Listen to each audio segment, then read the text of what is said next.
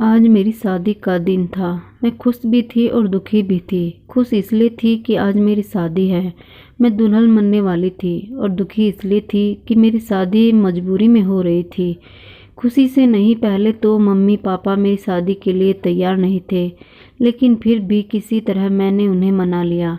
मैं खुश हो रही थी कि अब मेरे पापा का ऑपरेशन हो जाएगा और वह बहुत जल्दी ठीक हो जाएंगे। फिर सब कुछ अच्छा हो जाएगा। क्योंकि मुझे अपने से ज़्यादा अपने पापा की फ़िक्र थी, इसलिए मैंने उससे शादी करने का फ़ैसला किया था। मेरी शादी हो गई और मैं ससुराल पहुंच गई। मेरे ससुराल में मेरे ससुर और मेरे पति के अलावा और कोई नहीं था। मेरी शादी दूसरों से कुछ अलग हुई थी, क्योंकि वह शादी कम और एक सौदा ज़्यादा थी। खैर, जो भी हुआ, अब शादी हो चुकी थी। मैं दुल्हन बनी अपने कमरे में बैठी थी। मैंने अपने पति को पहले कभी नहीं देखा था, बस उसके बारे में सुना था कि वह एक पागल और साइको लड़का है। मैं घबरा रही थी और बार बार मेरे हाथ को घबराहट से पसीना आ रहा था।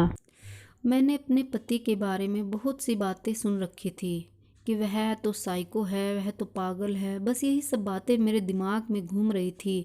इसी घबराहट में मेरा गला सूख चुका था। मुझे समझ नहीं आ रहा था कि अब आगे क्या होगा। यही सोचते सोचते मेरे पति कमरे में आ गए और मुझे कहने लगे कि अपना घूंघट उठाओ।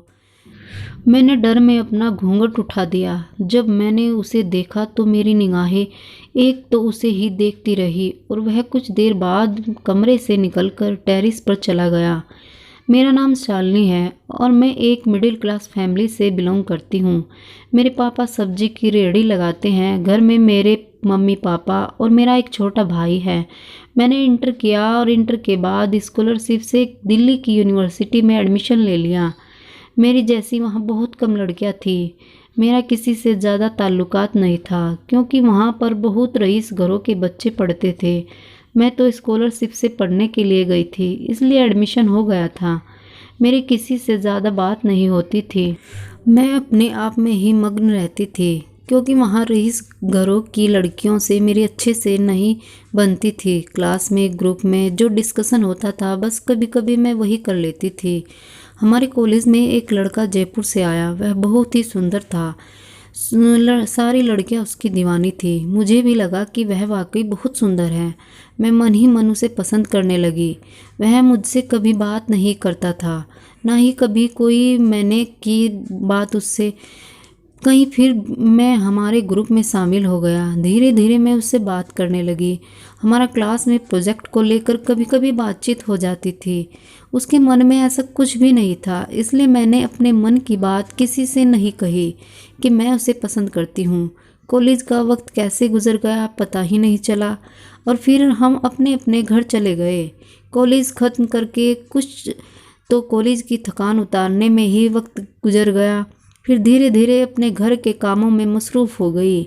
सब कुछ ठीक ठाक चल रहा था। फिर एक दिन अचानक मेरे पापा को हार्ट अटैक आ गया। डॉक्टर ने उन्हें ऑपरेशन के लिए कहा।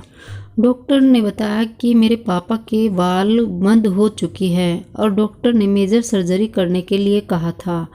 हम इतने गरीब थे कि हमसे कैसे पापा का ऑपरेशन कराएंगे, कैसे इतने सारे रुपयों का प्रबंध करेंगे, यह सोचकर हम बहुत परेशान हो रहे थे।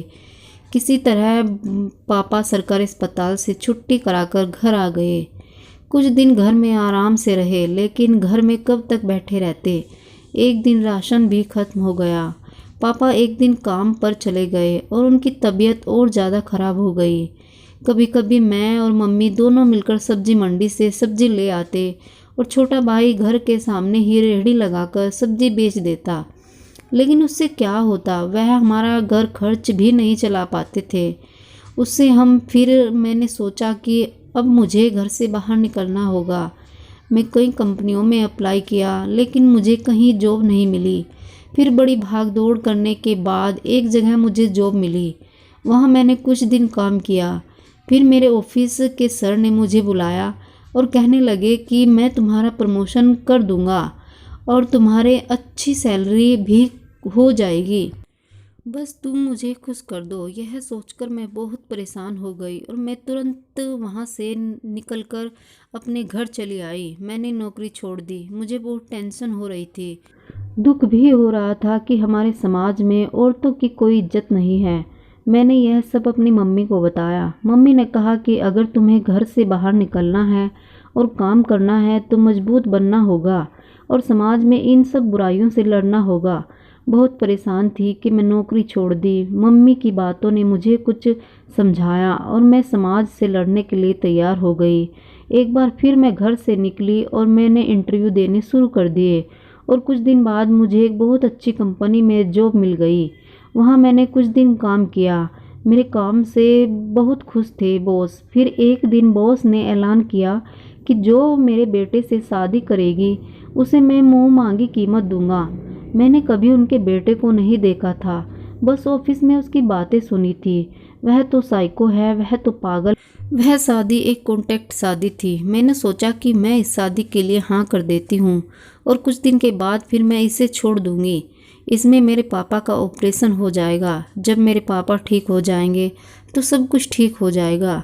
यह सोचकर मैंने उस लड़के से शादी करने के लिए अपने बॉस को हाँ कर दी। लेकिन मेरे ऑफिस की सब लड़कियों ने मुझे कहा कि वह तो पागल है, तू इतनी पढ़ी लिखी होकर उससे क्यों शादी करती हो। लेकिन मैं मजबूर थी। मुझे पैसों की सख्त ज़रूरत थी और मैं इतने पैसे कहाँ से लाती कि पापा का ऑपरेशन हो जाए। इससे बेहतर रास्ता मुझे और कोई नज़र नहीं आ रहा था। इसलिए मैंने शादी के लिए हाँ कर दी। कौन सा यह सच की शादी थी, यह तो एक सौदा थी। इसलिए मैं ज़्यादा टेंशन नहीं लिया। मेरे पापा भी कई दिन तक मुझसे बहुत नाराज़ रहे, लेकिन धीरे धीरे वह भी मुझे समझने लगे। हमारे पास और कोई ऑप्शन नहीं था जिससे कि हम अपने पापा का इलाज करवा सके। खैर, अब जो भी हो, मैं शादी के लिए यही सोचकर हाँ कर दी कि मुझे अब पैसे मिल जाएंगे और मेरे पापा का इलाज हो जाएगा। फिर रविवार का मुहूर्त निकालकर हमारी शादी का दिन तय हो गया। मैं इस शादी को करने के लिए खुश इसलिए थी कि मेरे पापा का इलाज हो जाएगा, हमें पैसे मिल जाएंगे, और दुखी इसलिए थी कि मुझे शादी मेरी मर्जी से तो हो रही थी लेकिन खुशी से नहीं हो रही थी, मजबूरी में कर रही थी। घर अब चाहे जो भी होगा, जैसा भी होगा, मैंने ऊपर वाले के हाथ छोड़ दिया। ईश्वर अब जो भी करेगा अच्छा करेगा, यही सोचकर मैं उस शादी के लिए तैयार हो गई। आज रविवार था और हमारी शादी थी। शादी में कुछ ज़्यादा धूमधाम नहीं थी, बस बहुत सादे तरीके से हमारी शादी होनी थी क्योंकि यह शादी कम कॉन्टैक्ट ज़्यादा थी। हमारी शादी हो गई और मैं अपने ससुराल चली गई। ससुराल में मेरा पति और मेरे ससुर थे। मेरे पति का नाम भी राहुल था। राहुल यह वही लड़का तो नहीं जो मेरे साथ यूनिवर्सिटी में पढ़ता था, उसका नाम भी तो राहुल था, पर एक नाम के और भी कई लोग हो सकते हैं। यही सब चीज़ें मेरे दिमाग में चल रही थी। इतनी ही देर में मेरे पति कमरे में आए। उन्हें देखकर मैं हैरान रह गई क्योंकि यह तो वही राहुल है जो यूनिवर्सिटी में मेरे साथ पढ़ता था, जिसे मैं बहुत पसंद करती थी। मैंने तुरंत ही भगवान का धन्यवाद किया। वह मुझे एकटक देखता रहा। मैं सोच रही थी कि यह सच है या झूठ में कोई सपना तो नहीं देख रही। मैंने उससे बात की और उससे पूछा कि तुमने ऐसा क्यों किया। तुम्हारे बारे में ऑफिस में सब न जाने क्या क्या बातें करते हैं। मुझे अपने बारे में बताया। राहुल ने बताया कि मैं तुम्हें कॉलेज के वक्त से बहुत पसंद करता हूँ। जब मैं तुम्हें पहली बार देखा था तभी तुम्हें पसंद करने लगा था। मैं तुम्हारी सादगी से बहुत इम्प्रेस हुआ और तुम पहली लड़की थी जिसे मैं अपनी पत्नी बनाना चाहता था। लेकिन यह बात मैंने तुम्हें कभी नहीं बताई। ऐसा नहीं कि मेरी ज़िंदगी में पहले लड़कियां नहीं आई, लड़कियां बहुत आई, पर लेकिन सब वक्त गुजारने के लिए आई थी। लेकिन तुम्हें मैंने अपना जीवन साथी बनाने का निर्णय किया था। लेकिन मेरे और तुम्हारे स्टेटस में बहुत फ़र्क था। मैंने अपने पापा से तुम्हारे रिश्ते के बारे में बात की थी, लेकिन उन्होंने इनकार कर दिया था। तुम्हें याद है ना कि मैं कॉलेज के आखिरी दिन नहीं आया था। इसलिए ही नहीं आया था कि मेरा पापा से झगड़ा हो गया था और मेरे रिश्ते वाले आ रहे थे। उस दिन मेरी मंगनी थी। मेरे पापा मेरी ऐसी जगह शादी करना चाहते थे जहां उनका बिजनेस में प्रॉफिट हो। लेकिन मैं ऐसी जगह बिल्कुल भी शादी नहीं करना चाहता था।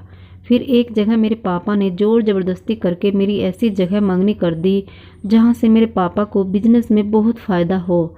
फिर उस लड़की से मेरी बात होती थी तो वह लड़की अपनी मर्ज़ी से मेरे साथ घूमना फिरना चाहती थी, लेकिन वह मुझे बिल्कुल भी पसंद नहीं थी। एक दिन तो उसने कहा कि मेरे साथ किसी पार्टी में चलो। मैं उसे इनकार कर दिया और हमारा झगड़ा हो गया और हमारी मंगनी ख़त्म हो गई। मैं यही चाहता था कि किसी तरह मेरा उससे मंगनी टूट जाए। फिर मेरे पापा मुझ पर बहुत गुस्सा हुए। फिर धीरे धीरे मैं ऐसे ही बुझा बुझा रहने लगा। मेरा किसी से बात करने का मन भी नहीं करता था। मैं घर में अकेला ही पड़ा रहता था। पापा ऐसी हालत देखकर बहुत दुखी रहने लगे। वह मुझे बाहर जाने के लिए, ऑफिस में जाने के लिए कहते, लेकिन मेरा कहीं भी जाने का मन नहीं होता था। इसी बीच में उन्होंने कई बार मेरे रिश्ते के लिए बात की, लेकिन एक दिन तंग आकर मैंने उनसे साफ बोल दिया कि मुझे किसी भी लड़की से शादी नहीं करनी। अगर आप मुझे ज़्यादा परेशान करेंगे तो आप अपने इकलौते बेटे को खो देंगे। इसी डर से मेरे पापा ने मुझे कुछ भी कहना बंद कर दिया। जब उन्हें मेरे दुखी होने का कारण पता चला तो वह मजबूर हो गए कि ठीक है, मैं तुम्हारी उससे ही शादी कर दूंगा। मैं कॉलेज रिकॉर्ड से तुम्हारे घर का पता निकलवाया। मैं तुम्हारे घर भी गया था, लेकिन मुझे पता चला कि यहाँ से तुम चले गए। मैंने बहुत ढूंढा लेकिन तुम मुझे नहीं मिली। पापा ने मुझसे शर्त रखी थी कि अगर 1 महीने में मैं उस लड़की को ढूंढ लूँ तो मैं तुम्हारी शादी उस लड़की से कर दूंगा जिसे तुम करना चाहते हो। मैं अब और ज़्यादा परेशान हो गया था। मुझे तुम कहीं नहीं मिली। फिर मेरे पापा ने मुझसे कहा कि अब तुम्हें शादी करनी पड़ेगी, और मैंने सोचा कि चलो जिससे भी होगी हो जाएगी, जो कुछ होगा होने दो। फिर मुझे तुम्हारे नाम के बारे में पता चला कि तुम्हारा नाम शालिनी है। मुझे एक बार को लगा कि शायद तुम वही लड़की हो, लेकिन फिर मैंने सोचा कि मैंने इतना ढूंढा, जब नहीं मिली अब तो क्या मिलोगी। एक ही नाम के न जाने कितने लोग इस दुनिया में हैं। इसलिए मैं शादी के लिए तैयार हो गया था, और शादी के बाद जब मैंने तुम्हें देखा तो मैं हैरान रह गया। शायद इसी तरह हमारा तुम्हारा मिलना लिखा हुआ था। नसीब से बड़ा कुछ नहीं है। देखा तुमने, किस्मत का कैसा खेल है। जब मैं तुम्हें ढूंढ रहा था तब तुम मुझे नहीं मिली, और जब मैंने ढूंढा नहीं तब तुम मुझे मिल गई। मैं भी राहुल को देखकर बहुत खुश हो गई, और इसी तरह हमारी बातें करते करते रात गुजर गई। सुबह में राहुल और मैं दोनों खाने के लिए टेबल पर गए। पापा हमें देखकर बहुत खुश हुए। उन्होंने सोचा कि यह मेरे बेटे को क्या हुआ, शायद मेरा बेटा अपनी शादी से खुश है। वे नहीं जानते थे कि हम एक दूसरे को पहले से ही पसंद करते थे, और मैं वही लड़की हूँ जिसकी तलाश राहुल कर रहे थे। अब इसी तरह उसे घर में रहते रहते मुझे 1 महीना गुजर गया। फिर मैंने एक दिन राहुल से पूछा कि राहुल, तुम्हारी मम्मी कहाँ है? मैंने उनकी कोई तस्वीर, उनकी कोई बात इस घर में नहीं सुनी। राहुल ने मुझे बताया कि मेरे मम्मी पापा की शादी बिजनेस को आगे बढ़ाने के लिए हुई थी। मतलब शादी कम थी, शादी में प्यार नहीं था, बस मतलब था कि बिजनेस को कैसे बढ़ाया जाए। मेरी मम्मी पार्टी क्लब में जाया करती थी। उन्हें तो फुर्सत ही नहीं थी कि पापा से अच्छे से बात करें। मतलब कि एक दूसरे के पास टाइम नहीं था एक दूसरे को देने का। फिर मम्मी पापा में बहुत झगड़ा होने लगा। इन्हीं झगड़ों के बीच मेरा जन्म हो गया। मेरी मम्मी बिल्कुल नहीं चाहती थी कि मेरी वजह से मेरी मम्मी के पैरों में बेड़ियां पड़े। वह मुझे पैदा नहीं करना चाहती थी, लेकिन मैं पैदा हो गया। जब मैं 8 साल का था तब सुनने में आया कि मेरी मम्मी का किसी के साथ अफेयर है। मेरे पापा को वैसे तो टाइम नहीं था, लेकिन कोई ना कोई मेरे पापा को बात बता ही देता था कि तुम्हारी बीवी आज वहाँ है, आज उसके साथ है। मेरे पापा को बहुत बुरा लगता, और इसी बात को लेकर घर में रोज़ झगड़े होते थे। एक दिन ऐसा हुआ कि मेरी मम्मी ने पापा से कहा कि मुझे तलाक चाहिए, और मेरी मम्मी ने केस कर दिया। मेरे पापा और मम्मी दोनों के वकील बहुत अच्छे थे। दोनों में ज़ोरदार बहस हुई, और कुछ दिन के बाद मेरी मम्मी को तलाक मिल गया और मेरी मम्मी हमसे अलग हो गई। फिर मेरी मम्मी ने उस आदमी के साथ शादी कर ली। इस बात से गुस्सा होकर मेरे पापा ने मेरी मम्मी की सब चीज़ों को इस घर से बाहर फेंक दिया। यह सब चीज़ देखकर मेरा मन उब गया और मैं यही सोचता था कि जब भी मैं शादी करूँगा किसी गरीब और सज्जन लड़की से करूँगा। ऐसी लड़की से बिल्कुल भी शादी नहीं करूँगा जिसे बस अपनी ही फिक्र हो, घर की फिक्र बिल्कुल भी ना हो। मुझे ऐसी पत्नी चाहिए जो मेरा और मेरे घर का और मेरे बच्चों का ख्याल करे, जो घर में मेरे आने का इंतज़ार करे। मैं ऐसी लड़की के साथ ज़िंदगी गुजारना चाहूँगा। और फिर तुम मुझे मिली। मुझे वही सब खूबियाँ नज़र आई जैसी लड़की मुझे चाहिए थी। और किस्मत का खेल देखा कि तुम मेरे नसीब में हो और तुम मेरे साथ यूं ही ज़िंदगी भर रहना। दोस्तों, कहानी कैसी लगी? पसंद आई हो तो लाइक, शेयर और सब्सक्राइब ज़रूर करें। मिलेंगे एक ऐसी ही नई कहानी में। तब तक के लिए नमस्कार। और कमेंट में ज़रूर बताएं कि आपको हमारी कहानी कैसी लगी। धन्यवाद।